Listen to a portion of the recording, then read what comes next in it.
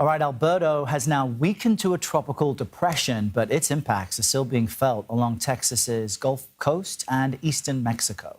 The storm surge left some parts of the Lone Star State underwater while high winds battered homes and businesses. The governor has issued a disaster declaration for 51 counties. CBS News national correspondent Dave Malkoff, I think, is drying off. He's been covering the storm. Still pretty waterlogged, it looks. Yes, it's still flooded, but you're out of it at least. I think you're in Corpus Christi. How have folks there been holding up through all this? Well, they are very wet. Good afternoon, Errol. Good afternoon, Lana. We are here in Corpus Christi where we are underwater here. This is not a wind event. This is more of a storm surge event. As we go up to the drone, we can show you just how waterlogged it is here in Corpus Christi. We've got a car back there that is underwater.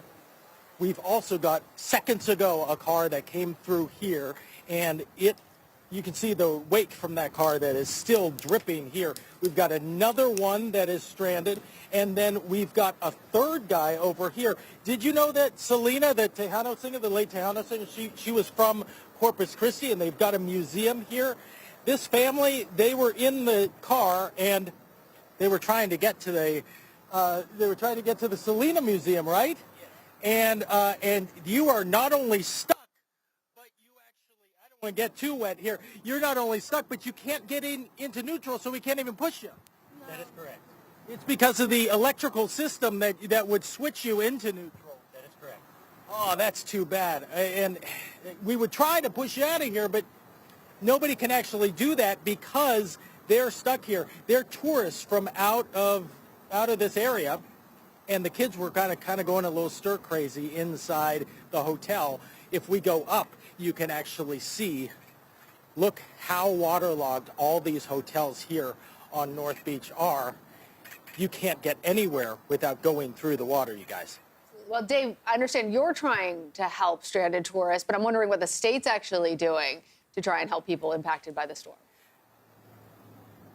They have placed some pumps here in the roadway, and there are state troopers and local police who are placed around here to make sure that people aren't going around the barriers that are here. But right now, there's really nothing you can do for the people who are stuck inside of the flooded zone. So you're right here in the middle of this area that is completely flooded out. It's not just a couple feet of storm surge. We're talking about not just a couple inches of storm surge. We're talking about feet. So if you try to drive through it in a low-lying vehicle, you're going to get swamped inside the car. Yeah, and the waters, too, as they sit, are picking up pollution, other debris. It's not really safe for folks to Sometimes animals. You know, it's not safe for those folks to be in the water. Is that family safe? And is the region going to get any relief as far as upcoming weather this hurricane season? Here's the problem, you guys. We have two more systems.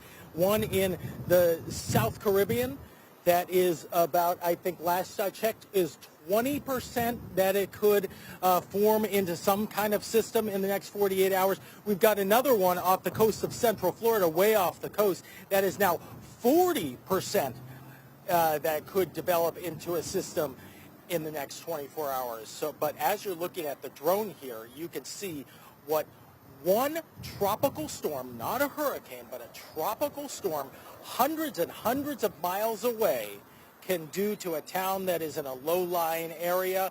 Those sweeping outer bands of the storm, that is what caused this. Remember, this came on shore in Tampico, Mexico this morning, nowhere near here, so don't look at the center of that cone. Make sure that you know that the areas all in the cone are going to be affected by inundation as well. And never try to move through water. Dave, thanks for this report and offering your help at least to that stranded family. We appreciate it.